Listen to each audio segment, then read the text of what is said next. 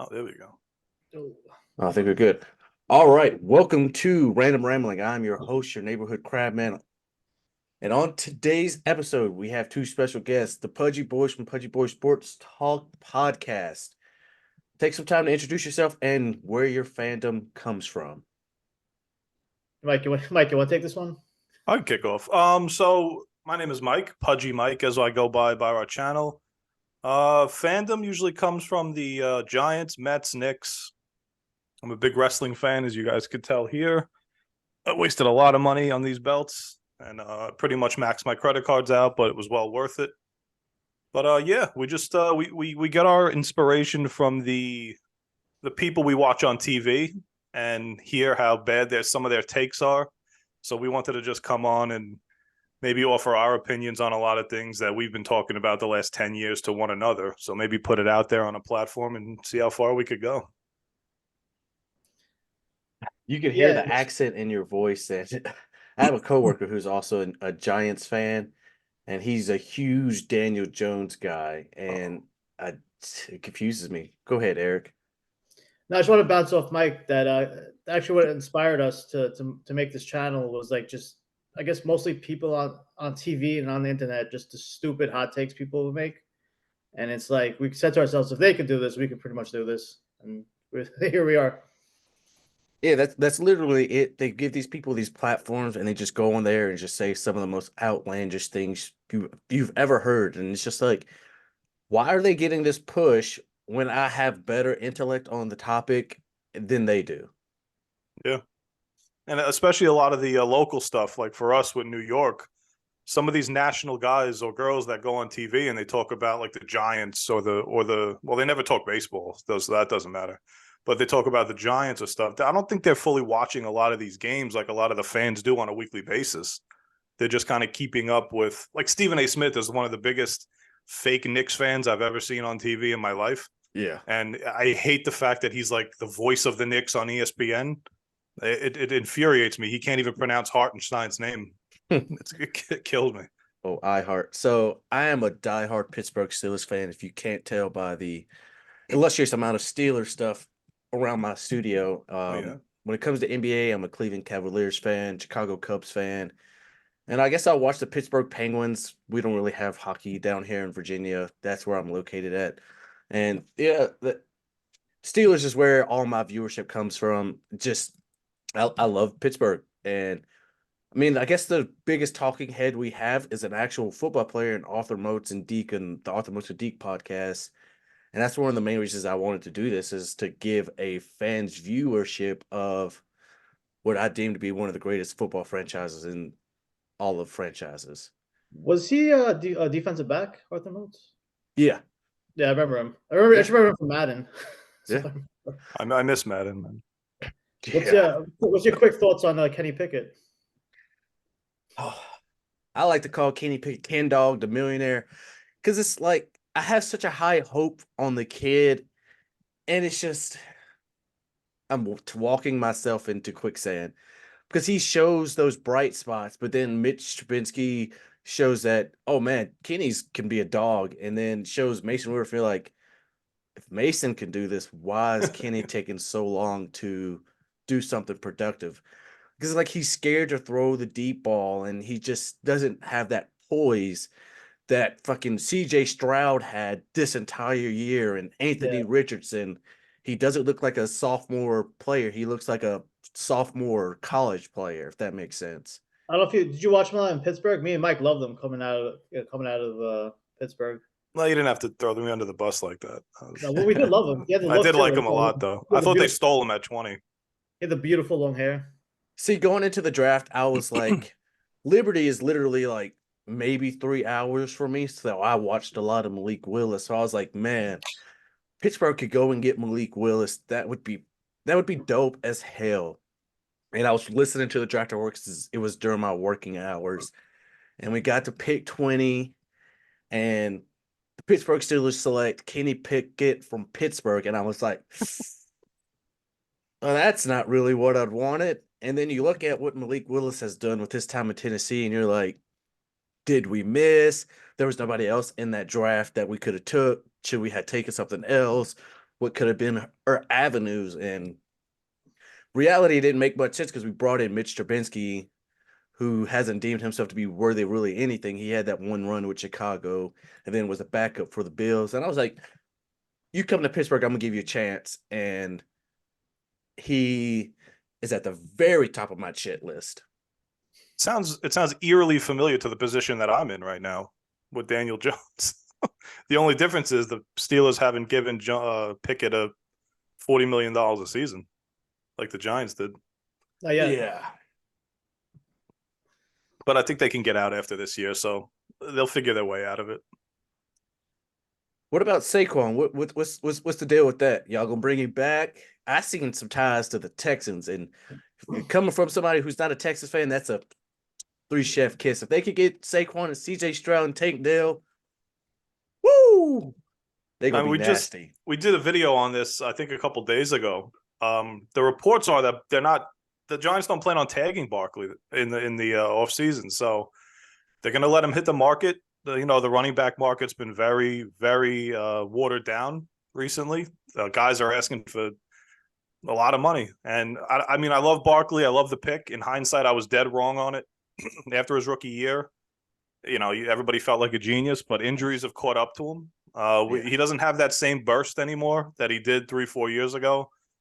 He's still a great player, but I cannot – with the way – if you just look at the Super Bowl now, it only works for the 49ers now because Purdy's making peanuts. But if you look at the Chiefs, you got to fill the quarterback position first. I cannot invest heavy money into a running back anymore. It's not good for the cap. It's not good to build a team. Me and Mike always talked about it. Pretty much in today's NFL, you don't have to pay. You don't have to pay a running back. You can get a guy like in the 4th round, or get some guy off the scrap heap. It's just not worth paying these guys $13, $14, $15 million a year. I mean, look at the Steelers. Who's the last running back they paid? Was it Jerome Bettis? Probably. They didn't even want to pay Le'Veon Bell. Yeah, they kept tagging him. Or Rashard Mendenhall. I mean, pretty much. That's what I was thinking. Rashard Mendenhall. Same thing with your wide receivers. They get good, and you kind of just let them go, and you draft another guy. I mean, you need a good GM in place to do that in the first place. But you're not going to pay a running back $14 million in today's NFL, especially when you're 28. 28 is like the new 55. Unless they're McCaffrey. Yeah, he's my one exception. Yeah. Do you think a lot of his lack thereof success comes from the fact that y'all's offensive line hasn't been at least like middle of the pack? Coming from a Steelers fan, our offensive line hasn't been really middle of the pack either. Isaac Seumalo and James Daniel were both stupendous this year. Neither one of them let up a sack their entire year. But, God, that center position and those other, goodness gracious, those guys are so buns. Like, I love Chooks a corner forward to my core. Such a great guy. But, woo, man, that guy couldn't block a kindergartner. Yeah, it's all a mix. I mean, it's the offense. They've been trying to fix this offensive line since what, the 2012 Super Bowl. Yeah, they've been drafting guys nobody's spent more first round picks in the NFL on offensive linemen, I think, in the last 6-7 years than the Giants, and they just haven't panned out. And they've taken guys. I've been through the Will Hernandez's where everybody says he's a complete steal, and that just didn't work out. I've been through the Eric Flowers.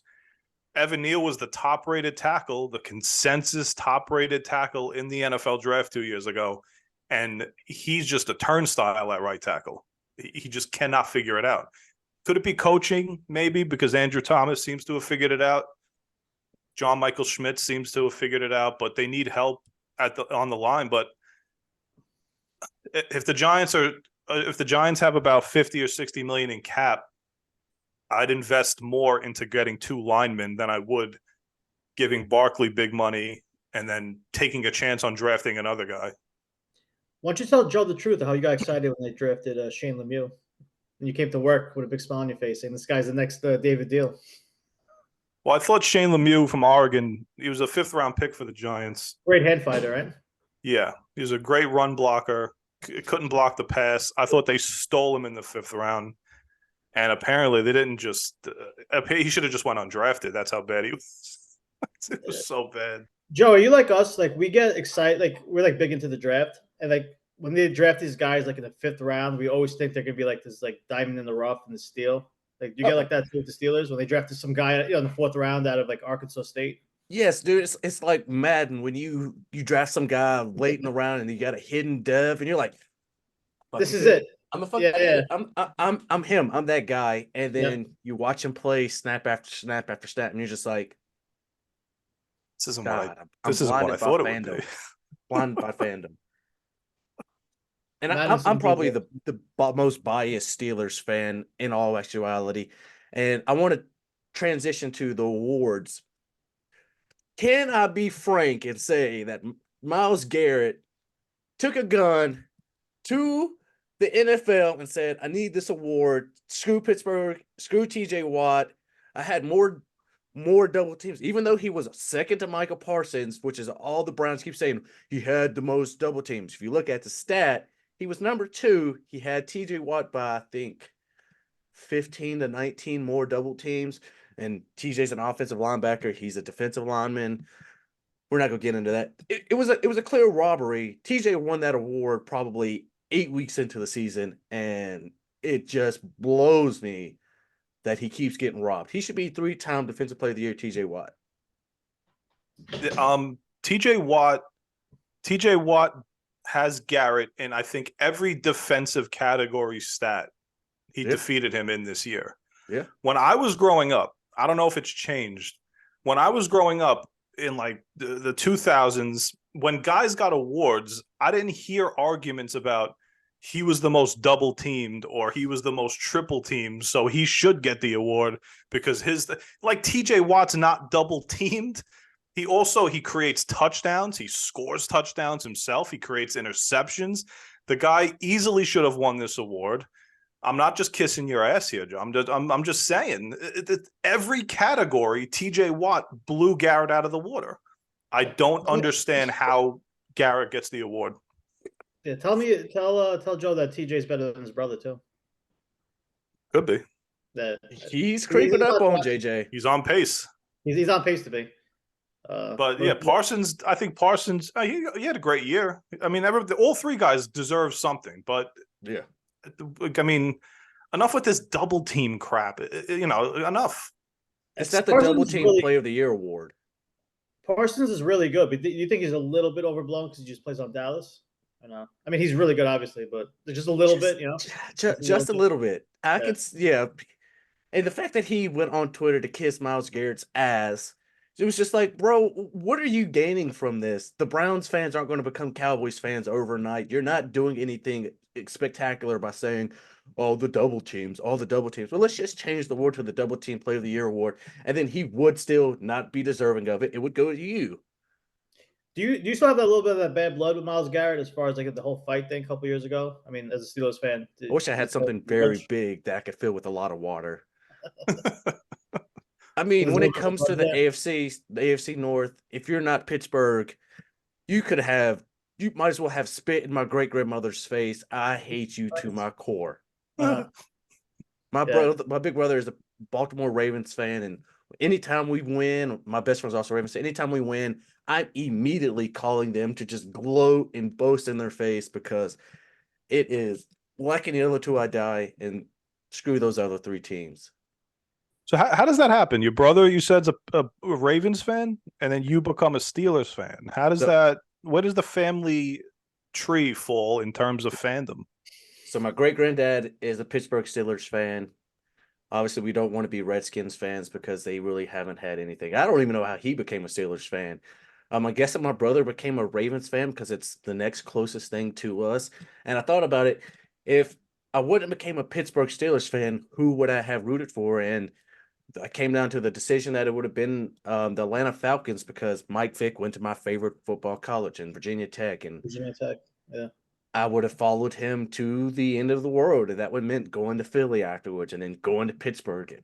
At the end of it, that's what I would have done because watching him as a kid, knowing he's literally right down the street from me, was just like one of those unreal moments. Because we've only had, to my knowledge, like 2 out of this general area to actually make it pro, and that was Michael Vick and Shane Graham, the kicker. Oh, D'Angelo. Yeah. Virginia Tech. Oh. Well, I don't think he was actually from the general area. Both those, Shane Graham went to my high school. Nice. He kicked. I think he might have kicked for I know he kicked for Shane the Graham, was he on the Cardinals. Bengals? I know he kicked for the Cardinals at one point. Let me Google it. We got the World Trying to Wide think of my Web. Madden '09 days with Shane Graham. Let me ask you, because you're from Virginia. Most people from Virginia, since you don't have He a did. football team, He did who kick for the they Bengals. who they root for? People in Virginia, is it mostly Redskins? Yeah, mostly Redskins. My wife's family's got some Eagles fans. There's a lot of Cowboys Oh, fans. oh, come on. I work in your division there's literally where I work at. All the people in my workplace are all Giants, Cowboys, Eagles fans, Commanders fans, and I'm just like, where's Pittsburgh at, man? Can I get A some whole nother love? conference. It's just so let's talk about your basketball fandom. How you feeling about them Knickerbockers? I'm not gonna overhype them. I'm not gonna sit here and tell you they're gonna win a championship, but they're gonna win a championship. So Dude, I pat think yourself on the back, man. Whoever was like, go get Jalen Brunson. That guy deserves a raise, and then put a raise on top of that raise, and put a raise on top of that raise, because that guy he's a megastar. he He's a is. megastar.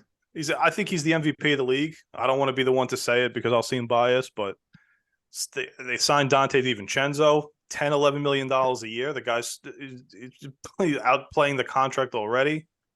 I know we have a few guys hurt right now, but I think at full strength, this team could easily compete with anybody in the East. I know Cleveland, 16-1 in the last 17 games, so it's. But I'd love to see a matchup. I love to see it's the Bucks, Celtics, Cavs, and Knicks for me at this point. I know Indiana is dangerous, but I think they're still a little too young. And Halliburton's like the curse that's going to keep on shooting me in the face for the next 10 years because the Knicks had a shot to get him and they drafted Toppin instead. But I'm extremely excited of the direction the franchise is going. They've held on to every first-round pick just in case they want to make another big deal in the summer for maybe somebody that's on the Cavaliers right now who grew up in New York and who's a big Mets fan. I don't know if you know who that guy is, but I heard he was clamoring to come to the Knicks. Oh, God. I just don't know how that backcourt would work with Brunson and Mitchell both being very small guards. And, pretty ball dominant. Yeah. Brunson's a guy who likes to have the ball, so we'll see. I wouldn't mind him, though. What about you, Eric? You a Knickers fan? No, I stopped watching basketball after like 2008. So I have nothing to contribute to this one. Hey, But wrong with that. I would say, though, for people who don't live in New York, the cool thing about the Knicks, it's the only sport that fans aren't divided. So, you have the Mets and Yankees, you have the Jets and Giants. But for the most part, everyone's like, the Nets don't count. So pretty much 99% of New York are Knicks fans. That's really cool. It kind of brings the whole city together. Yeah. Compared to the other sports. Yeah, people always ask me, how'd you become a Cavs fan? You're probably a bandwagon LeBron fan. I was like, no, man. I saw this 6'9" kid come out of freaking high school named Darius Miles. And I was like, man, Darius Miles. That guy is going to be something special. And this is going to be kind of hilarious because I started a NBA My Career last night for my channel, and I did the Kobe era, and I got drafted to the Cavs in 2003, 2004. And playing with those guys, Eugenius Sagauskas, Darius Miles, Ricky Davis. Yeah. I'm just Snow, like, God, you guys suck. Why was I rooting for this team? Yeah, a little bit. I think the next year, Eric Snow, I think he came in 05-06. I might be wrong on the years. But, man, those guys, Eugenius Sagauskas might just be because of 2K's piss poor game. Couldn't make a layup over freaking Booze Cruise. I'm like, dude, you're 10 inches taller than Carlos Boozer. Put it on his head. It was just hilarious that I'm like, man, I'm a Cavs fan and I get drafted to the Cavs. That's just. Do you remember when Darius Miles got drafted? I think it was to the Clippers. It was him, like Quentin Richardson. It was like the young team. I remember because I had NBA Live, and that was like my NBA Live franchise team. That team was so fun. I forgot someone else. Some white center, some big guy from Chris Kaman. Chris Kaman, the caveman. The Candyman. Was Baron Davis on that team at that time? Or he get traded to them? I think he was on the Hornets at that time. Oh, B. Davis. God, Baron Davis was such a freaking people. I wish people had a little bit better hindsight to some of the spectaculars that we had in that early 2000 basketball. Like Tracy McGrady is my favorite basketball player of all time. If that guy wouldn't have been injured, man, oh, God, I cry every time I think about it. The things he could have done is astronomical. He had all the tools. He could sit down in the chair, hit you from 30 feet, get in the midway game, and put his elbow in the rim. Well, the biggest thing with him is he never really got to play with Grant Hill. Remember, they signed Grant Hill to Yeah. that big contract, and he just got hurt year in year out. And then can you even tell me who McGrady played with? Like the second best player on the Magic team? I can't really think of anyone. They probably tell you Pat Garrity. Pat Garrett, a 3-point shooter. I think he had more. I think it was obviously his biggest chance was when he got traded to the Rockets. Yeah. And he had Yao Ming for that couple year stretch before both of them started getting hurt. Yeah. But He's that's another guy, Yao Ming. I went through the what's it called? The errors mode in 2K. Yeah. Looking back at some of the names I couldn't even, the nostalgia that hit me with seeing names like Doug Christie and Penny Hardaway. Marbury was on the Yes. Suns at the time. I'm like, this is killing me right now. Yeah, we grew up in a time where it was just so much talent, and I'm not taking anything away from today's game because obviously I still love watching basketball and betting on it because I have a problem. Join the club. But like Gilbert Arenas is my second favorite basketball player after Tracy McGrady, Hibachi, Agent Zero. That guy was the Steph Curry before Steph Curry, but because he's a little bit of a head case. Love you, Agent Zero. It just ruined his career. And yeah, he played for a really bad Wizards team where they never really built pieces around him, but that's the Wizards just in general. Oh, those jerseys, man. I love those blue. Yeah, I was gonna say I think the best guy he played with was like Larry Hughes on the Wizards. But he actually has I don't know if you listen to him, he has a podcast, which is actually really good. Yeah. He gets on there and says some crazy stuff sometimes though. Yeah. Like there's another guy, a guy who's like completely losing a lot of credibility from doing a podcast is Paul Pierce to me. Like he just says these outlandish things. It's not like he needs the fan base because he has one already. I hate Paul Pierce. I'd be clear as glass to say I cannot stand Paul Pierce because the things that comes out of his mouth during the league and outside of the league. When him and Kevin Garnett are talking about some of these young guys, and Kevin Garnett's talking about that clip about the dog, and he's like, "No, that guy's not a dog." I'm like, Jalen Brunson is a dog. What do you mean he's not a dog? Jalen, stupid. All the guys he was talking about was dogs. He would cook them. He's like, "Oh, I miss defending." Like Paul Pierce, you didn't defend when you were in the league. What are you talking about? You had Antoine Walker and Tony Allen and Kevin Garnett and Big Baby Davis. You weren't guarding. You were just a bucket getter. Yeah. I think forever that image of him leaving in that wheelchair will be in my head. All right. Let's talk about some WWE. Yes. Let me talk to you. Yeah. Are we getting a tag match, fellas? Are we getting Seth Rollins and Cody Rhodes versus The Rock and Roman Reigns?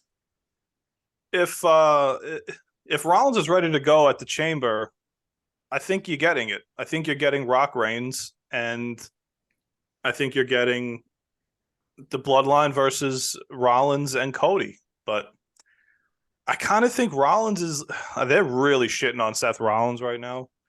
They've completely degraded that world title to no end. Like Roman has just completely been tearing him up, saying it's like the secondary title, and you guys are fighting for the belt that all the losers that I beat are fighting for the belt that they had to create just so it was insane. And The Rock turning heel, there's nothing better than heel Rock. It's some of the most funniest memories I've had. It was so short-lived too. I think in 2003, that heel Rock run was the funniest that he was, even though he was heel with like Nation of Domination and stuff. But that 2003 Hollywood Rock was, oh my God. And if you're getting a snippet of that now, it's just going to be a wild ride for the next year or so. Because I don't think he's done at Mania. I think it's going to keep going. And I think he's not really making any movies right now.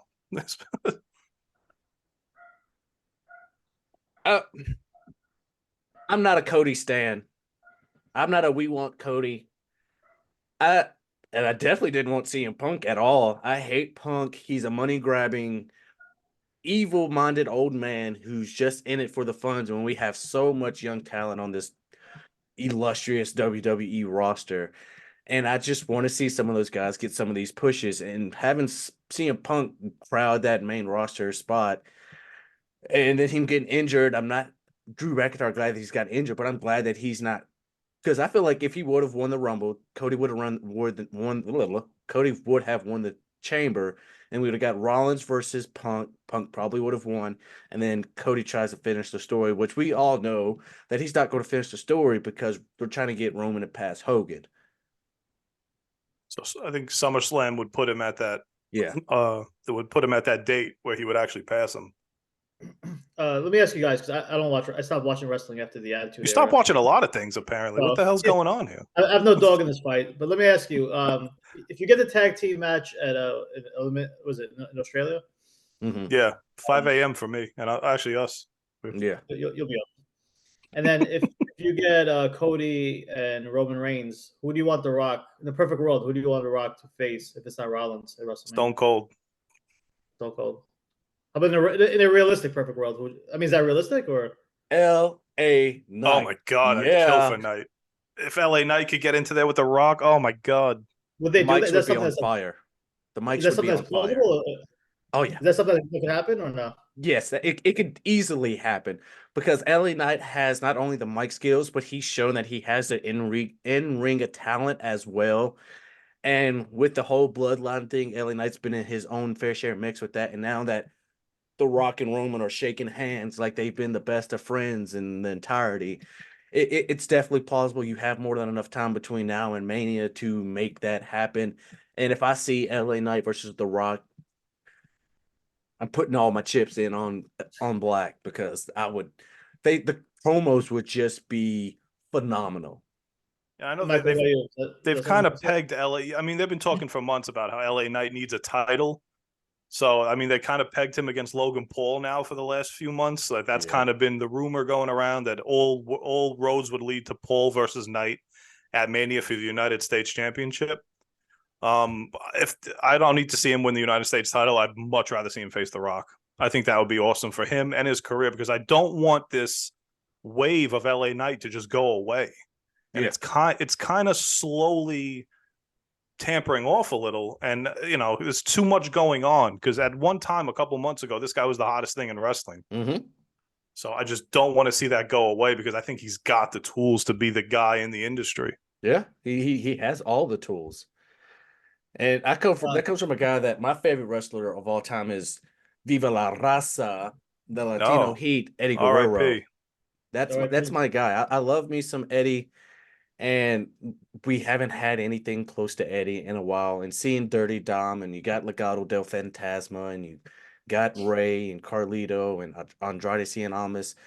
They have luchadors in hand to be able to do something fanatic, but they're not even the best high flyers. Like that Dragon Lee, and you got Carmelo Hayes and Ricochet. Like those guys, if you can give them the right amount of tools, like a good manager or someone to write them some good scripts, those guys could do something that hasn't been done in a very long time.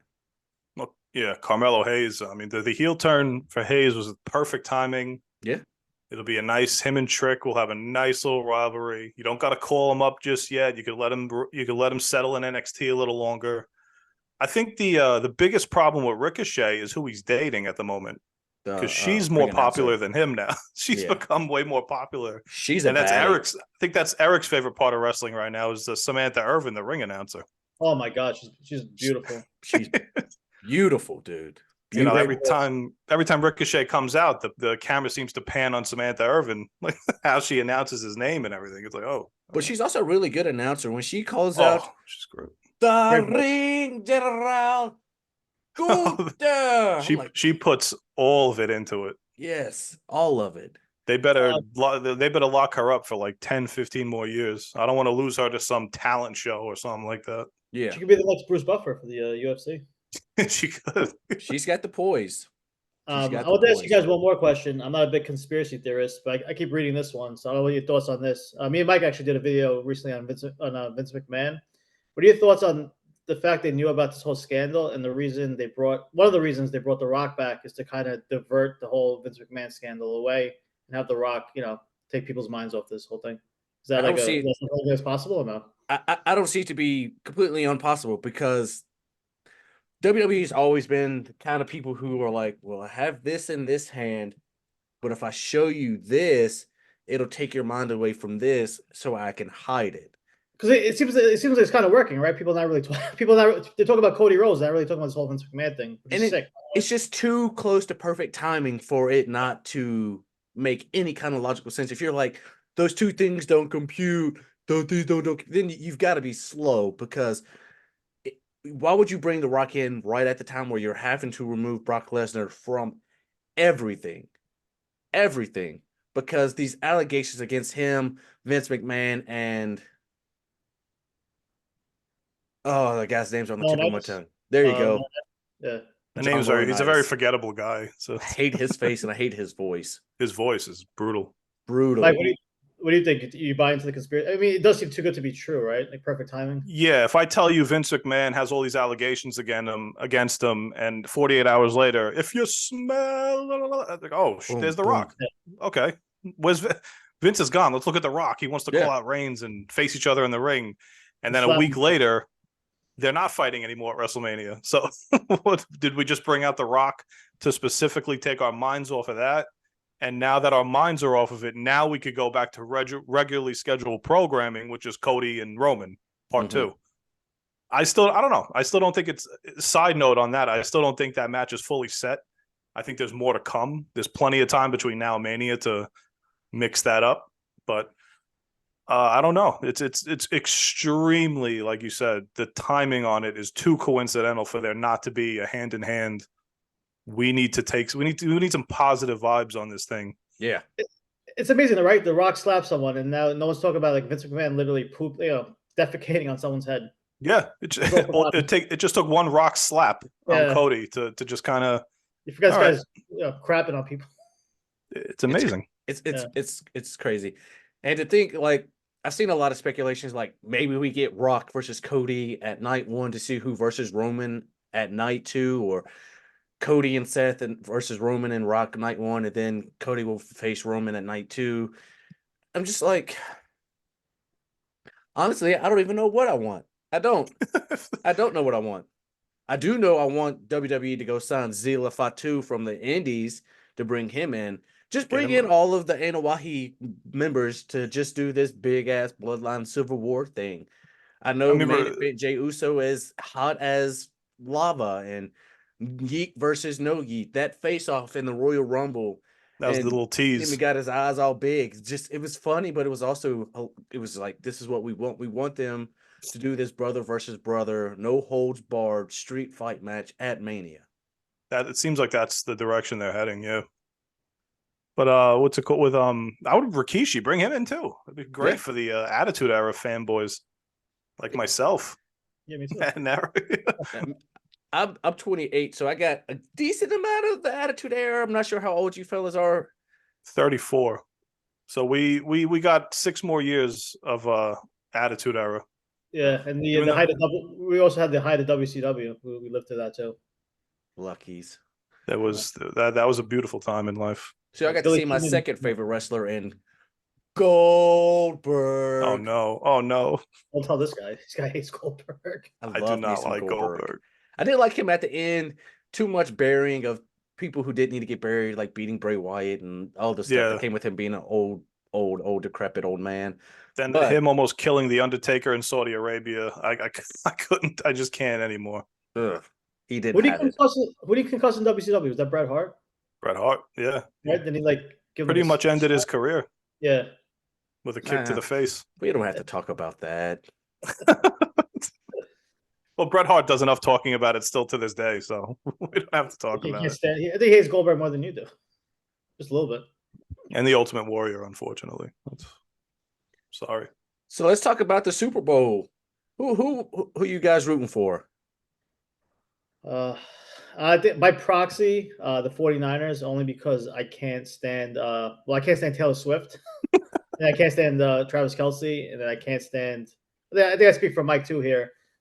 Patrick Mahomes' wife and his brother. Oh They yeah. kind of all lumped in together where I can't do this anymore. I just want to see him suffer.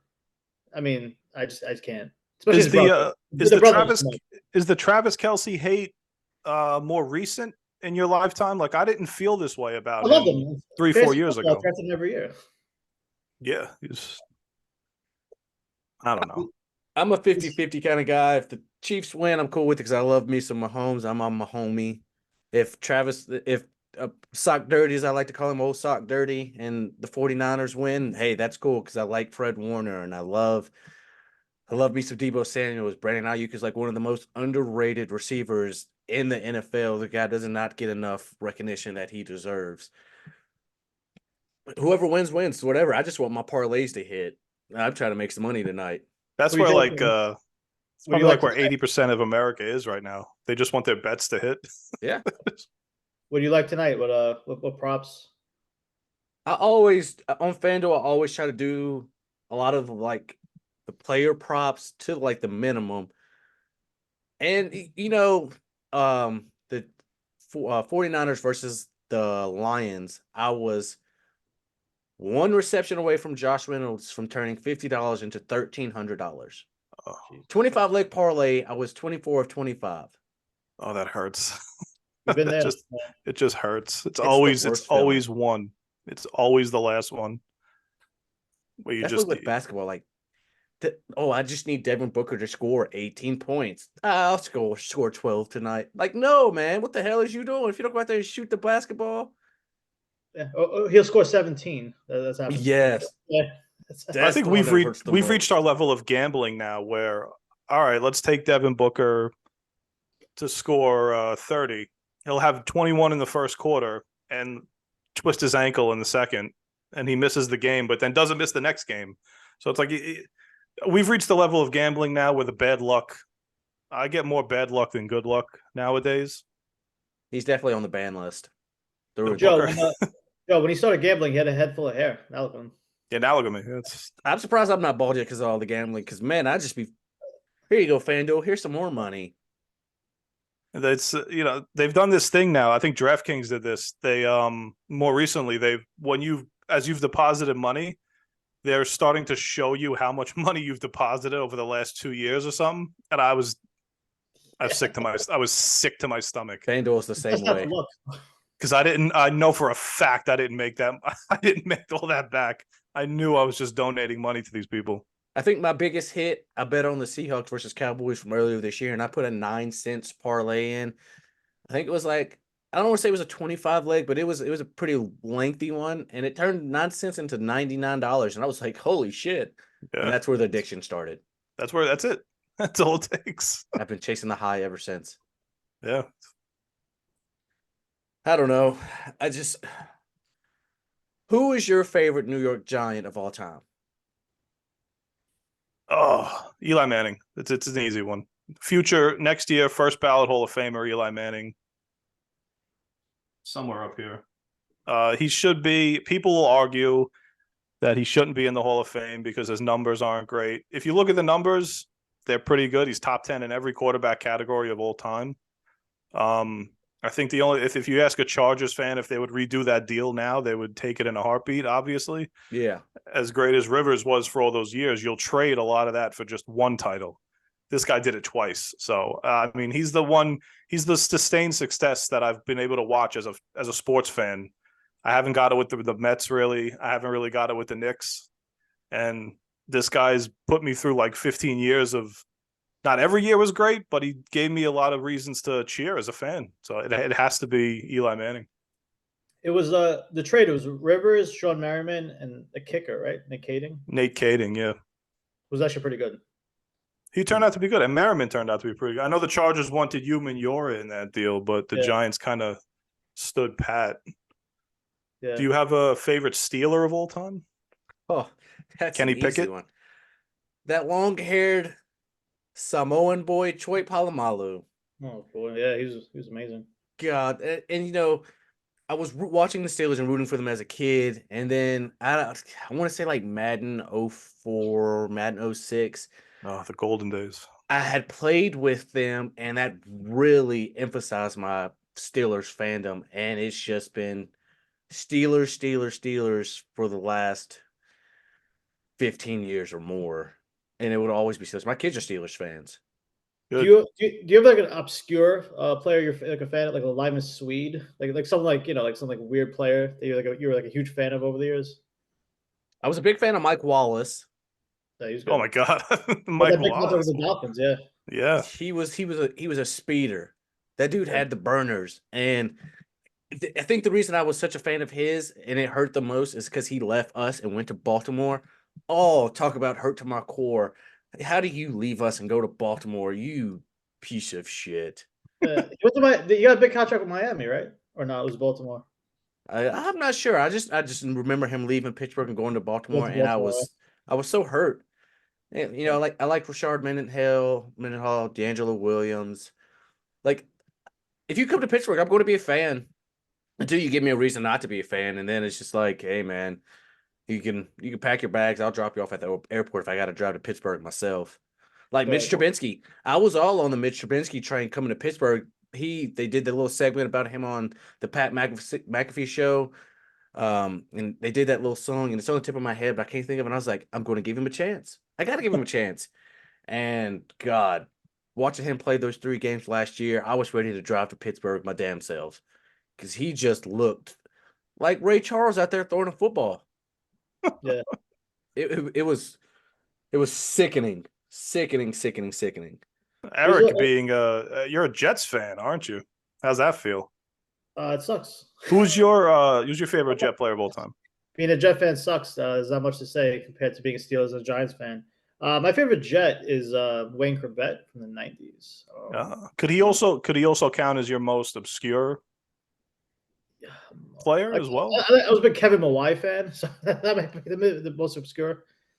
You could call him one of the most underappreciated. Yeah, he was really good. I was actually going to make a Giants Steelers connection with Plaxico Burress, a guy you both seen. I still get nightmares of the day that the news broke that he shot himself in the leg, and the Giants were 11-1 at the time.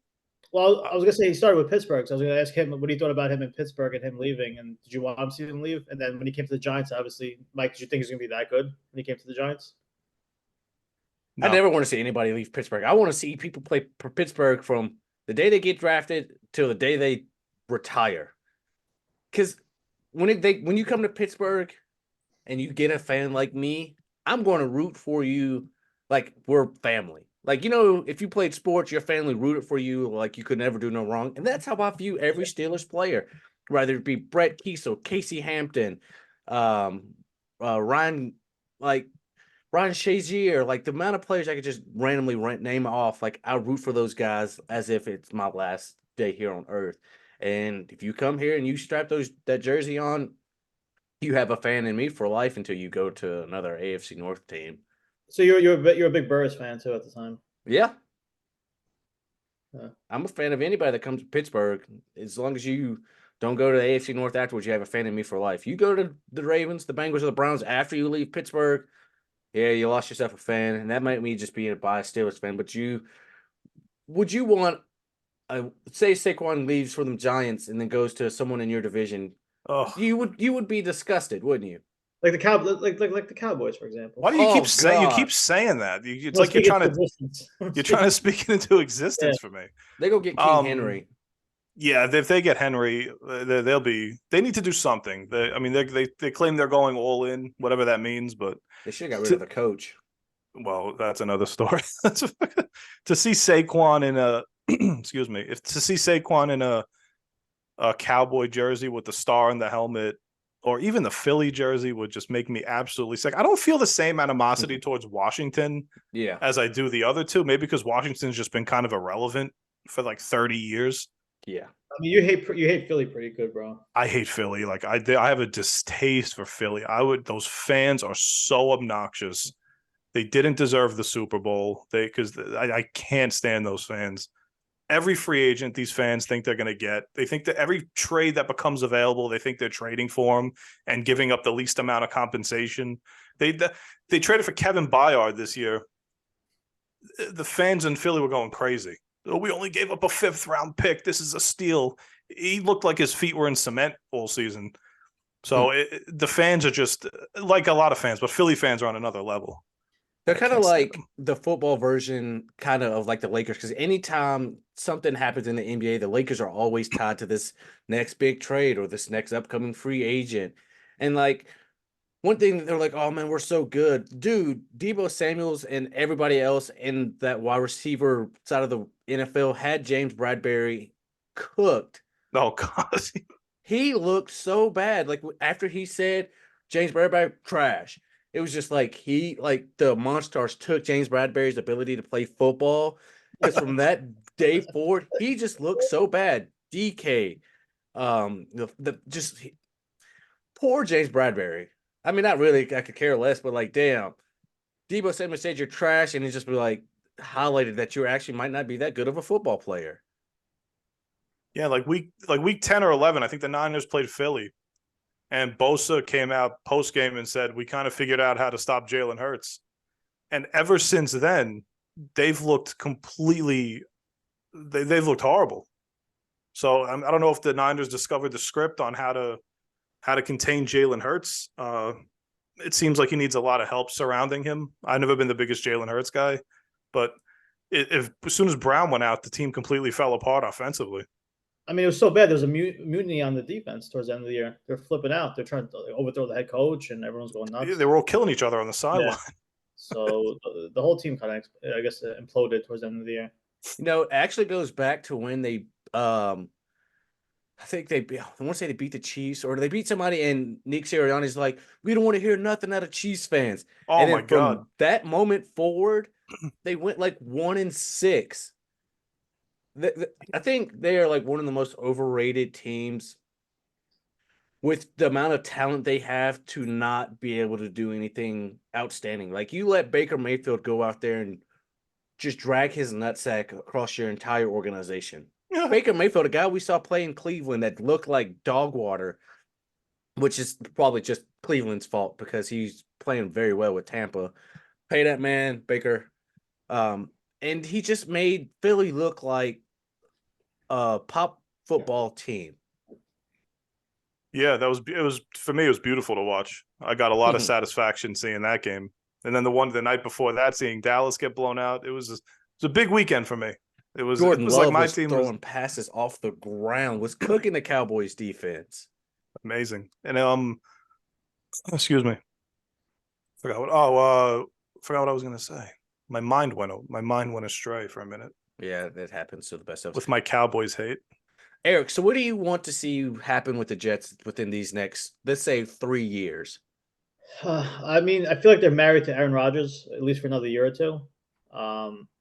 I'll give Salah a pass, so I'll give him another year. I mean, the defense plays good, but me and Mike always talk about it. It's pretty much. We feel like it's Aaron Rodgers. It's pretty much his team. He's the head coach. He's the GM. So whatever he wants goes.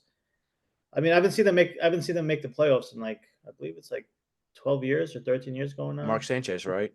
Yeah, since 2011. So at this point, I don't care. I go 10-6, go whatever, 11-5. Just make the playoffs. Yeah. If you have Rodgers, maybe he'll win a game or two and then take it from there. Just get him wherever he wants. I think he needs offensive line help. He probably needs another wide receiver, and just take it from there. Just get this man whatever he wants, and just let him be happy. Well, where do you rank your guys' jersey scheme at? Because I think you guys have some of the worst jerseys in the NFL. They're They're like brutal. I know. I was actually with him. I was with Mike when they made the change. I think it was remember it was like in April, it was opening day, the Mets opening day. Yeah, it was like Sam Darnold was Yeah. modeling it. Oh, There's an Sam old saying: Darnold. if it's not broken, don't fix it. They had beautiful jerseys, I think, before. These things are gruesome. They look like a what do you call that? Like a Canadian League team, like the Toronto Argonauts, Like the one of those, CFL. like a CFL, one of those like dome teams. You know, those arena football league teams. Dome teams. Who Those has things the are worst gross. jersey combination in the Yeah. NFL? There's a reason why teams like the Steelers, the Giants, the Raiders, the Packers, they right, they don't make changes for the most part. You know, they have here and there they make those like uniforms they wear once a year, but they keep it because it looks good. Stop! I hate this especially in the NBA too. Every team has like 12 jerseys now, right? Oh, in the yeah. NBA. I The can't stand NBA. Oh my God. There's the I mean Lakers. The Lakers don't need 12 jerseys. They have a classic scheme. So same thing with the Knicks. Just keep it. I don't need to see 30 different jerseys. It's all money because people like me will see these nice new blue jerseys the Knicks have, and then I'll go out and get a Brunson jersey. Yeah. To answer your question, I think the Jets have like one of the worst jerseys in the league. It's disgusting. What about you, Mike? I think so. Here we go. Here we go with the bias again. I think Washington has a pretty gross color scheme. But you took the Redskins. The Redskins were beautiful. Yeah, the Redskins one I liked. The Commanders one, I just don't know. I like red and yellow together. I just don't like the way they have it. Yeah. I think it looks kind of tight. Like if it looks like I created a jersey in like Madden 10 and I just can't figure it out. But yeah, probably Washington. I can't really think of another one that I don't like in the NFL. What about you? Oh, the Doo-Doo Browns. Yeah. The Doo-Doo Browns. They're bland. They're just like kind of. It's just so ugly. And it's just like the worst color combination. Orange and brown. Orange and brown. Looks like shit. All the color combinations you could have combined, you go with orange and brown. And they have that elf, right? They put the elf out once a year. They should put that on the helmet. What a the helmet's organization. Just a big. Helmet looks like this. Yeah. But I remember when Beckham got traded there, and one of my first thoughts was like, he's gonna hate this jersey. He's going from like royal blue and those giant color rush jerseys, those nice white ones, and then he's getting stuck with these dark brown, crap brown jersey. And I'm like, he's not gonna like this. Remember, he wore like that $10,000 watch to match the jersey in the middle of the game. Yeah. For some reason, he had to wear it, like, while playing. Yeah, he's. Who's your favorite team outside of your team to root for in the NFL? Oh, that's a good question. Oh. Mine would be the Chargers. I'm a huge Justin Herbert stan. Coming out of Oregon, it's like one of my favorite colleges to watch. Beautiful jerseys, beautiful sports history. So he get drafted to the Chargers. Like, I'm going to watch them just because I love Justin Herbert. And it just so happens to be they surrounded him with some really good pieces, but they can't. Like, there's usually a hump, but they can't even get over the hump before the hump, if you know what I mean. No, are you more a fan of another team or just watching specific players? I'll watch the Chargers. I watch the Commanders a lot too because my cousin and my best friend are both Commanders fans, so I like to stay in tune with that.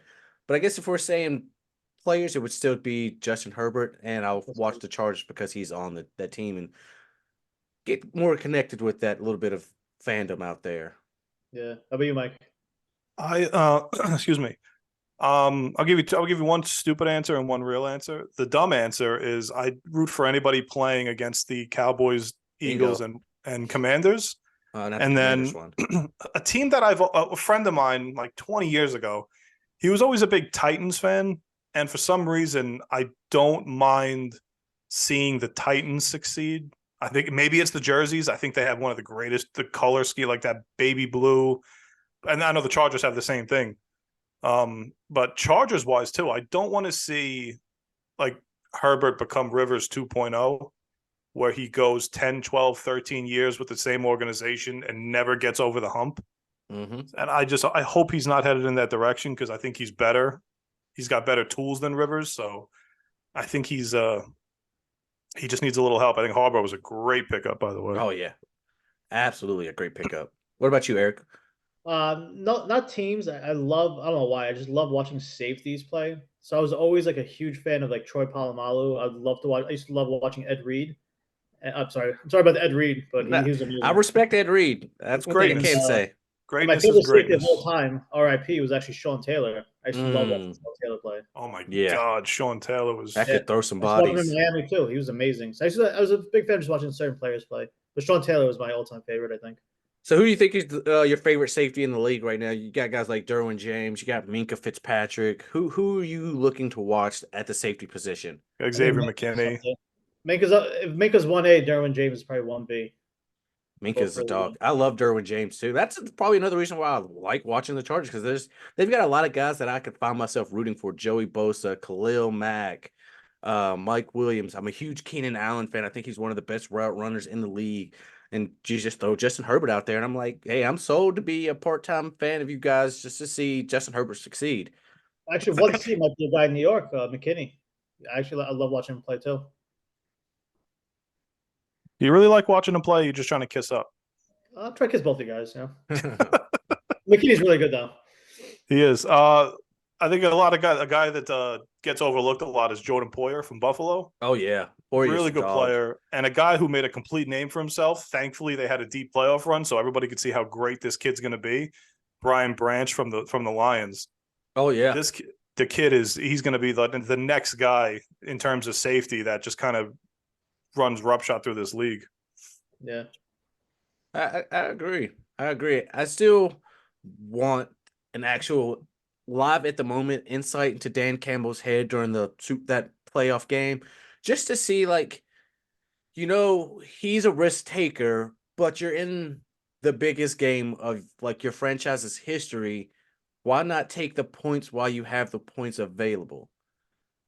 I just didn't. The biggest one that I couldn't understand was he had the chance to go up 3 possessions and kick a field goal. They were completely dominating the game through like 2.5 quarters. Kick the field goal, go up 17, and make the Niners come back 3 possessions. Instead, goes for it, doesn't get it. There goes the momentum. Here comes the Niners, and it was just bang. The whole second half was just dominated from that one decision. Downward spiral. And momentum in the NFL is crazy. Maybe the lights were too bright. He maybe just panicked type of thing. I mean, it's his first time in that big spot. Things happen. You learn from it, You hope he learns from it. Yeah, you hope so at least. I mean, the players love him, so he obviously knows what he's doing. I think they started to celebrate too early. I can't think of that cornerback's name of theirs. I can see his face, but I can't put a name to the face. But you can see them like celebrating on the sideline way too early. We're talking about the San Francisco 49ers, a team that's been very dominant the entire season and last season.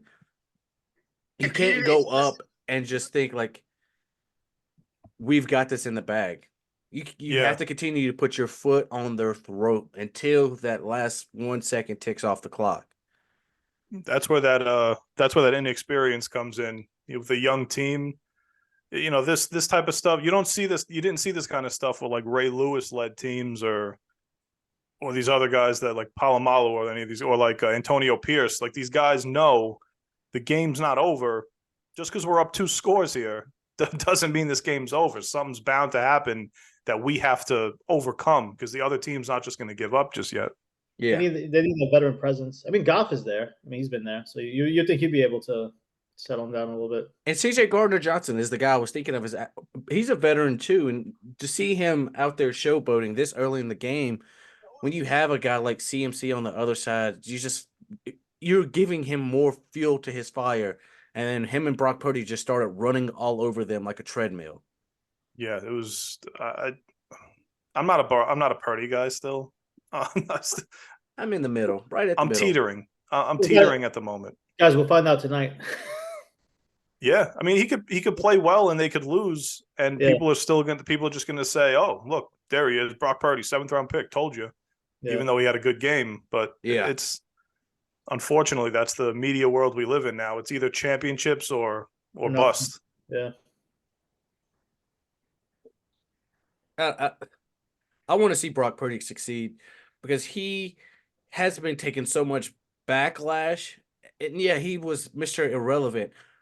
And yes, he may be a game manager, but even as a game manager, you still have to be able to complete passes, find these guys in stride, be able to be consistent. The media started to backlash him after they had that outrageous loss to the Ravens, and people were starting to fall off the Brock Purdy bandwagon. And rightfully so. You're like, this guy's actually showing his talent. But you have to take into account that was the Baltimore Ravens, a team who had one of the best defenses, and the guy who ended up winning the MVP award, depending on what you think, if it should have went to CMC, if it should have stayed with Lamar.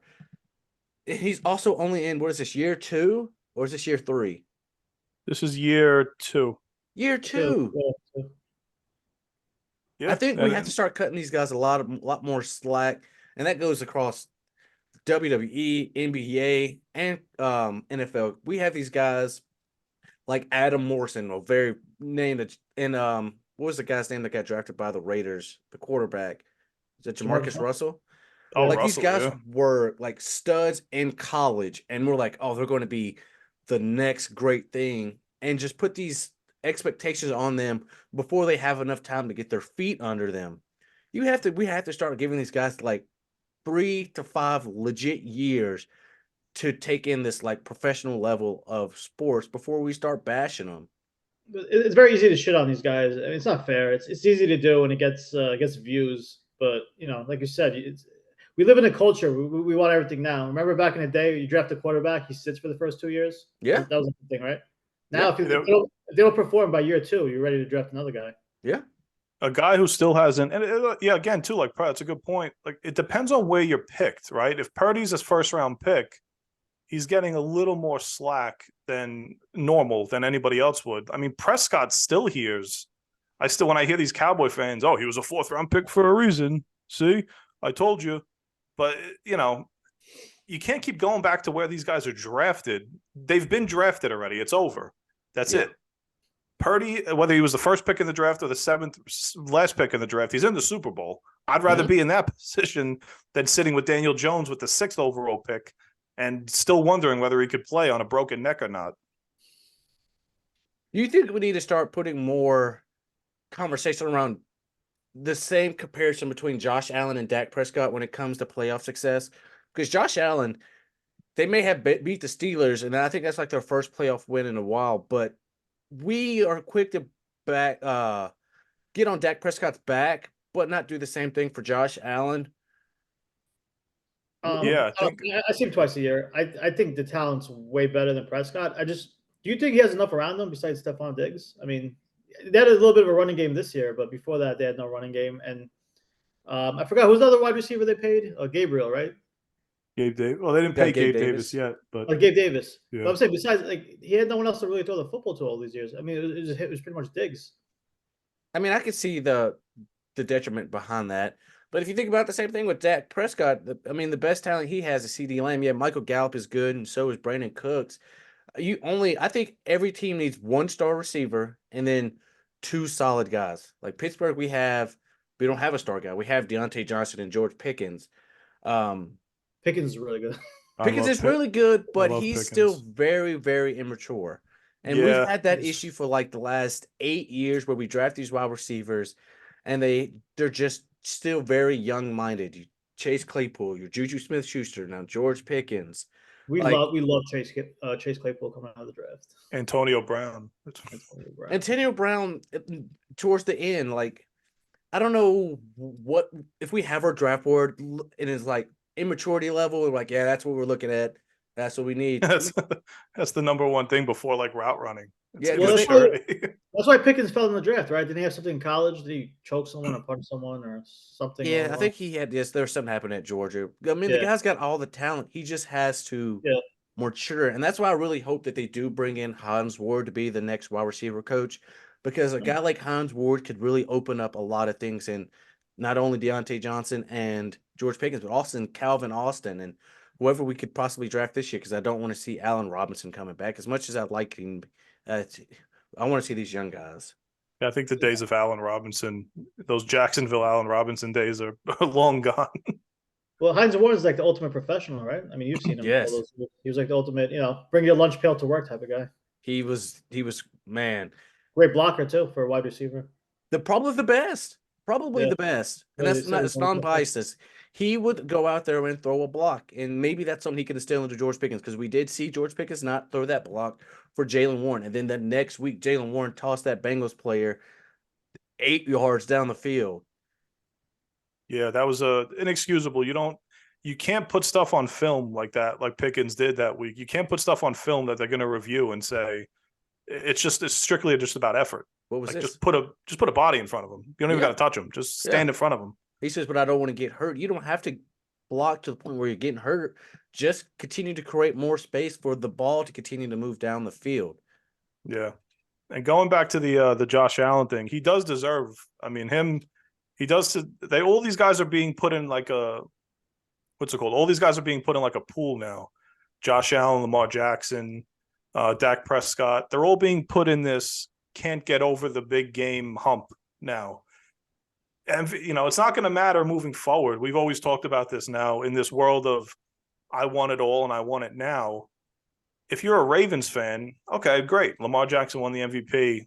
I'm over the MVPs now. I want the championship. You got me the number 1 seed.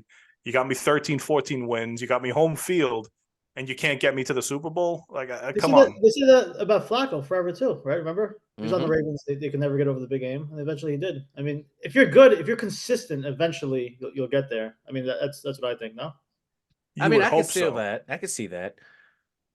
But I think there's just an inconsistency that comes with the Ravens when it comes time to perform. Because when it came time with the big lights against they play KC, right? Yeah. Patrick Mahomes has the AFC in a chokehold. And until we can find someone who could beat that chokehold, he's going to continue to win the AFC. And I think this can go on a Brady type run, how Brady did it. And as much as that sucks, because I want to see Pittsburgh get over the hump, but I don't see that happening in next There's, I 5 mean, there's years. one guy, unfortunately for you. I know you don't want to hear this, but there's one guy in the AFC that has gotten over the hump, and if they put the team around him correctly, he could kind of take over that mantle. It's Joe Burrow. I mean, I'm sorry, I'm so sorry, but they, I mean, they were down 21-3 to the Chiefs a couple of years ago. They came back in Kansas City and beat them to As get much to as the I want to Super believe Bowl. in the Joe Burrow hype, he's just like Saquon Barkley. He's Damn it. too injury prone. He's too Yeah, injury prone. The guy can't stay healthy. And cool that's why you've Joe. seen Jamar Chase talking about, hey, CJ, come play in Cincinnati. I mean, if I was Joe Burrow, that would hurt. I would take that personal as hell. Like, damn, I get hurt and you already trying to get rid of me for the young guy? Joe, let me ask you because you see the Bengals twice a year. My thing is, I think the key to that team is the that defensive coordinator because it seems year in year out they'll just take a bunch of pieces and they'll make that defense work. What do you think? I agree. One thing I'm very knowledgeable of is the AFC North and everything that comes with all those teams.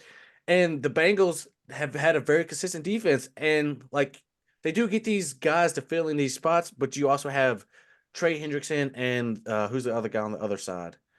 Sam Hubbard. Sam Hubbard. You have the two guys that you want to be the lead. And when you have a coordinator that can bring out the best in you and put guys that fit your scheme, it's just best case scenario.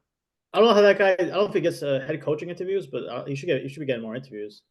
I think one guy that's not getting any interviews that I've seen is Mike Vrabel. Like, why is Vrabel not Yeah. on a coaching staff right now? I read a report. I don't know how true it is. Obviously, I read a report that he's too intimidating to. I saw that too. Because Yeah, he's is a that big right? dude. He's a big That's not the dude. thing, though. It seems like like they're scared to interview him and tell him you're not going to have the job, or he's just going to beat the crap out of everybody. That's if that was the case, man, that would be wild. Like I I don't have a know. in terms of like your head coach Tomlin, right? Mhm. I reached a stage with Coughlin where it was as a fan, you leave when you want to leave. I'm not asking for you to ever get fired. I don't care when it is. You could stay 50 years for all I care. Are Yeah, are you as a Steelers fan at the level now where it's in your fandom? Are you on Tomlin's terms where I don't ever want to see Pittsburgh let him go? Let him go whenever he decides he's done coaching Pittsburgh. Yeah, when it comes to Coach Mikey T, uh, I tell myself this every year. Whenever you're ready to go, it's going to hurt. Just like with Ben Roethlisberger, when he was ready to finally retire, man, it hurt to my core. Because I'm not going to at any point say it's time to fire Mike Tomlin because somehow each and every year, yeah, we may not have won a playoff game in God 7 years. He could find a way to take this ragtag group of nobodies and make them somebodies and still stay over 500. He's a remarkable, talented coach. It's just the fact that he gets in his own way to where he wants to have his hands in everything when it comes to coordinator hirings. And Rooney took the stage this year to say, hey, I'm going to have more say so this year. And I don't know how I feel about the Arthur Smith thing. He was a good offensive coordinator, but a piss poor coach. Yeah. Like I say every year, if you're coming to Pittsburgh, I'm going to give you a shot. He's got 5 games. If I don't see anything remarkable, he could go just like Matt Canada did, because I had been saying fire Matt Canada for 4 years because I had seen it in the sand that guy just did not know what he was doing. Yeah, there was a point where the fire Matt Canada thing was like trending all over Twitter, and I'm like, how is a coordinator getting this much hate? And then when you deep dive into it from like the outside looking in, Jet sweep. oh my, he's Jet he's sweep. awful. It's so Let's dull. run it. Let's the run offense. the ball on 3rd and 15. Jet sweep. That's all. Like he had 3 plays in his playbook, and it was short curls and slants, jet sweep, and halfback dive. And that was it. And don't throw to Pickens. And don't throw to Pickens. That was the playbook. God, that was stressful times. God, it was stressful to be a Steelers fan with Matt Canada at the helm. You want Robert Saleh? Man, he's got to be better than Matt Canada. I mean, I think the 3 of us could have done a better job than Matt Canada. I've run some crazy Madden routes in my life. I could come up with some sort of playbook. Yeah, it's like the dude just. I don't know what his deal was. I don't know, and that's falls solely on Tomlin because he's a Tomlin guy. Tomlin likes to keep guys on his coaching staff that are close to him as friends, like Tavin, like Austin and Canada. But I don't know. I do want to see some change this year. I do. I want to see more George Pickens. I don't know if I want Justin Fields. Do we want Kirk Cousins? I don't really want Russell Wilson. I don't really want Ryan Tannehill. There's not really any quarterbacks in the draft that we can get without trading up at 20. Like, I don't want – what's homeboy's name from Michigan? McCarthy? Yeah. Oh, JJ McCarthy. That's who they're having us. If we take a quarterback at 20, of which we have 20 again, because that's where we just always fall is at 20, is take JJ McCarthy. And I'm just like – how much better is he than what we have? Do we stick with Rudolph? Do we ride with Pickett? Like, it's stressful. It is very stressful. And I know you guys understand stress as Jets and Giants fans. Oh, yeah. We've been the 2 worst. If you look at the number, the 2 worst franchises in the AFC and NFC over the last decade, record-wise, has been the Jets and Giants. It's been brutal. I think since 2011, the Jets only had 1 year, maybe 2. They actually finished over 500. Oh my God! How do you cope with that? You don't. You drink, you smoke, you do crack. I don't know. Some hard drugs. God, I think at some point you get numb. You know, it just becomes numbing. Yeah, you get Aaron Rodgers. You don't even care. You just want to make the playoffs, and then he hurts his leg. It's like the Vince McMahon thing. You know, the Jets have been so bad for so many years. Let's just go get Aaron Rodgers. Take our fans' minds off of all the crap that's been occurring over the last X amount of years, and then see what happens. What about Trey Lance? Why does he not get any time? Why did the 49ers buy high on him and then sell him so low? And now he's just eating pine in Dallas. Like, there's so many quarterbacks that we saw come out of the draft, like Trey Lance, Sam Darnold. The list goes on and on. The guys that we like had high expectations for, not because of their draft position, but because they had the upside that just fell so flat on their face and was like a stick in the mud. Why do you think that happens once they make it to the pros? So I think Lance, in terms of, I mean, they didn't get a quarter of the payback that they got when they traded up to get him. The Niners, They lost so much compensation. But what they have, Lance, then they had Garoppolo. And now it's Brock Garoppolo Purdy. kind of outplayed him. Then they drafted Purdy, and Purdy outplayed both of them. So, I mean, Dallas taking a shot on a team taking a shot on him like Dallas, he's not going to play as long as Prescott's on that team. Yeah. I don't think he's going to show anything in practice or the OTAs or anything like that that's going to get him on the field. But also, coming out of the draft, the biggest thing on him was he had like all the tools, but like he didn't have like they said the same thing about him. They said about Josh Allen. I don't know if you remember. The tools were there. He was just really raw. And it's weird how it works in the NFL, right? You'll get one guy who's raw, but he'll works out. I don't know if he just in the right system, in the right place, or the right team. You know, you get another guy who's raw, but he doesn't work out. You know, so I guess maybe just being in the right time, right place has a lot to do with it because the tools are there. He went 3rd overall, right? So the talent's obviously there. It's just being maybe in the right, the right scheme, the right team, the right head coach. They said the same thing about Zach Wilson. Look at him; they totally botched his career. Let's talk about Zach Wilson, the MILF hunter is what I like to call him. Oh, love this guy. Great looking guy. Just really, really handsome guy. Yeah. Which is good. they just botched his career. I mean, he's not. I mean, he's not gonna be a Jet next year. He's gonna be a backup somewhere. And you know what? I always tell Mike this. For as bad as he's been the ultimate professional for the most part. Yeah. I can't hate the guy. I mean, he's just not good. I feel bad for him, but I don't feel that bad. He's a good-looking guy. He has a hot girlfriend. He makes millions of dollars. He'll be okay somewhere. And I hope he'll turn it around. Maybe he'll get with a good, with a good offensive coordinator.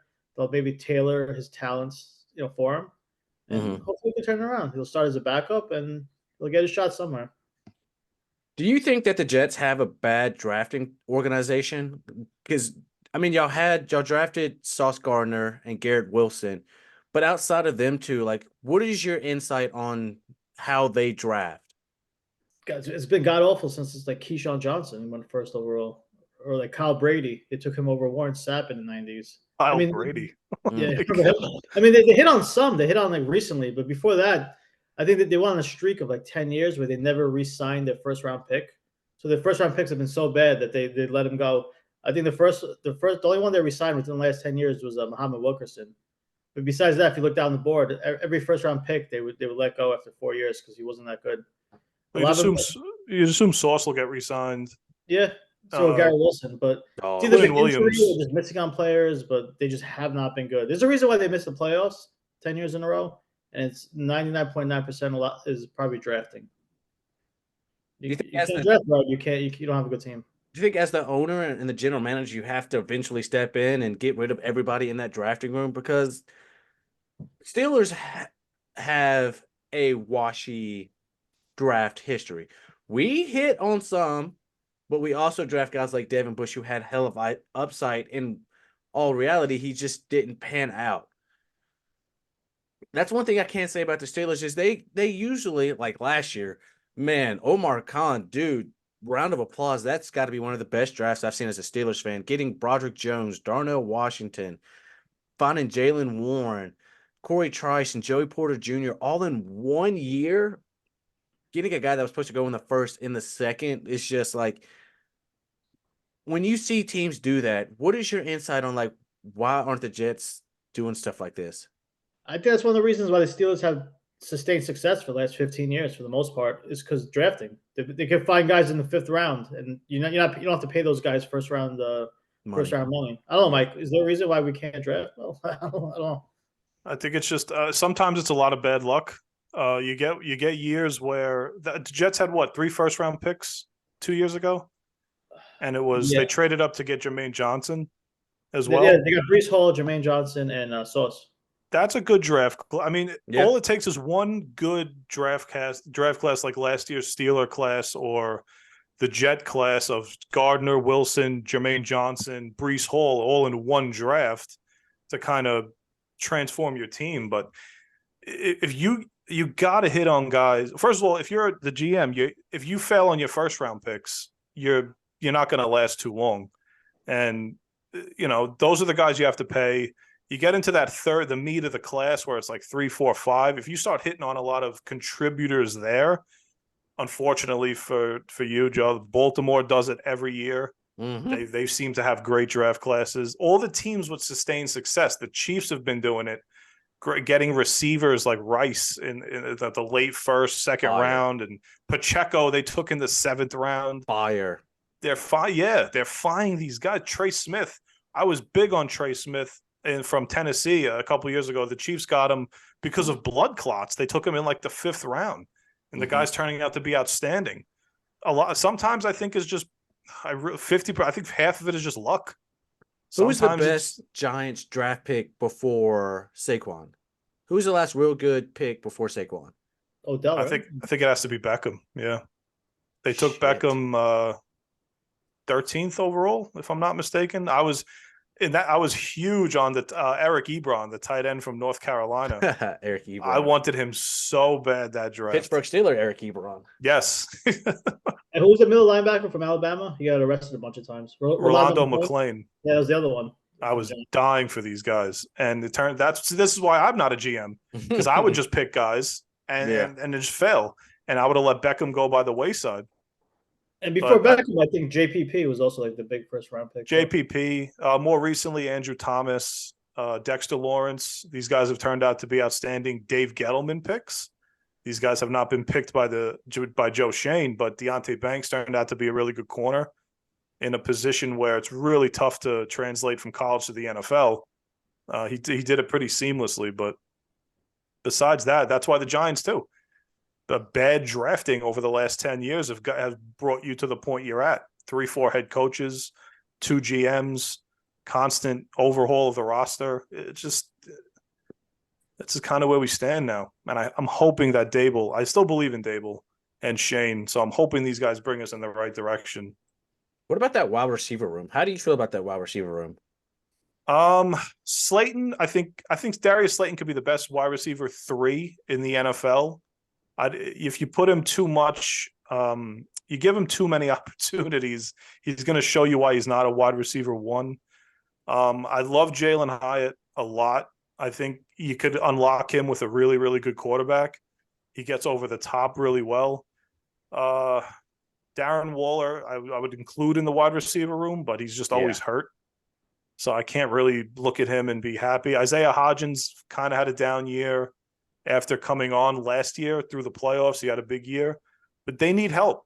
That's why, at 6, if they grabbed like Malik Neighbors or Rome Odunze, or I think I'm in the minority here. I would love Brock Bowers at 6.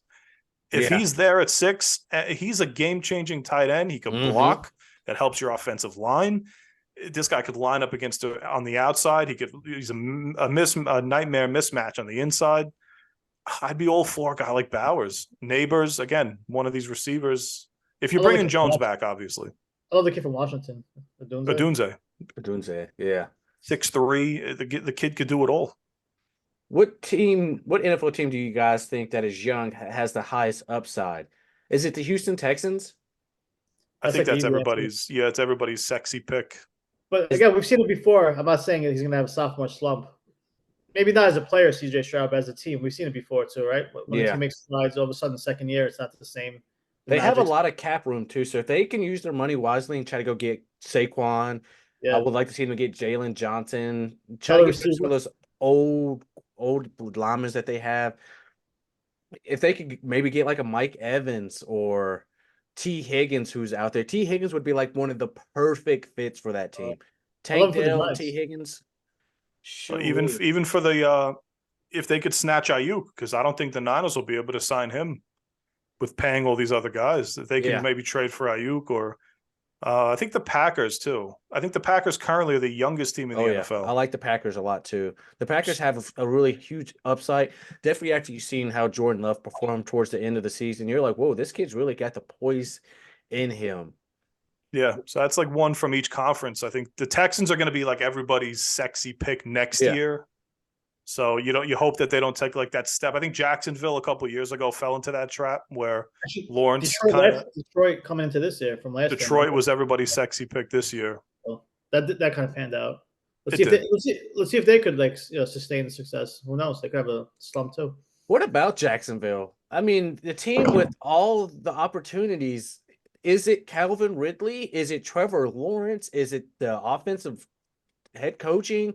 Like, Trevor Lawrence was like the guy coming out of Clemson, and he's had his bright spots. But that team has also looked like absolute dog water. You're going. No, that was the Zach Wilson draft, so I remember that draft all too well. I don't know. I still like Doug Peterson as a coach. It could be just, Trevor Lawrence gets hurt. He gets hurt a lot. It could be that. The pieces are there. Calvin really had a big year. Their offensive line's pretty decent. Who's the other wide receiver? At some point, you do have to blame Trevor Lawrence, but I don't know, Mike. What do you think? The talent's there. It's tough to say. He gets hurt a lot. That's the problem. Who's their other wide receiver? That's a good question. Did they send some guy from the Cardinals? Is it Kirk? Yep. Christian Kirk. Yeah. Everybody said they overpaid for him. Remember that first year? He had like I said that. I did too. I was like, $12 million a year for this guy or whatever it was. It looks like it panned out. Yeah, but I feel Lawrence is great. I think Lawrence is great. I've never been a Peterson guy. I know me and Eric have had debates about Peterson. He won a Super Bowl. But I think that they need to bring a younger, brighter mind in there to kind of take over for Lawrence. Peterson's kind of set in his ways. So I think they need a fresh start. with Jacksonville. They're Mike probably going to Vrabel? lose Josh Allen, the guy the Giants should have taken a couple years ago. Instead, they took Daniel Jones. But Jacksonville, I think the last couple of years, if I'm not mistaken, they've spent at least, if not the most, top 3 money in free agency. And that's another problem. Eric and I, we had one screaming match one time a few years ago when the Giants signed Olivier Vernon, Snacks Harrison, and Janoris Jenkins in the same offseason. And Eric's like, that's not how you build a team. You cannot build through free agency. You fill in holes with free agency. Mm-hmm. You do not build a team that way. And I'm just like, shut up. We're going to be great. Watch and learn. It turned out to be a disaster. Not only for that, but for your cap. Your cap can't handle all these big time people. That's the biggest problem. They're trying to build through free agency every year. You don't win. You don't win like that. No. I'm sorry, guys. I have to run to work. Yeah, that's fine. We could call it here. I just want to say thank you to Pudgy Boy Sports Podcast for hanging out with me for this amount of time. And you guys are welcome on the show whenever. Just let me know. I really greatly appreciate you. Gambino Mafia, go to Instagram, TikTok, YouTube, wherever you can find Pudgy Boy Sports Talk, and give them a follow and tell them that Gambino Gaming sent you. Thank you, fellas, for stopping by. Have a great rest of your day. You too, man. Thank you. We really appreciate it. Thank you for having us. Yes, sir.